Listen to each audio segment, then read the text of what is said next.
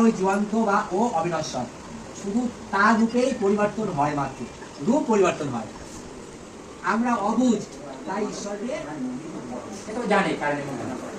তখন অর্জুনকে জিজ্ঞেস করছে আমি সকালে বা আমার বাড়িতে তুই আজ নিমন্ত্রণ করতে ঘরে যাবো বলবো, তারপর নিমন্ত্রণ হয় বাইরে দাঁড়িয়ে নিমন্ত্রণ করছে যে আমার দাদার আলোভিষেক হবে তুমি যাবে বলে ওইভাবে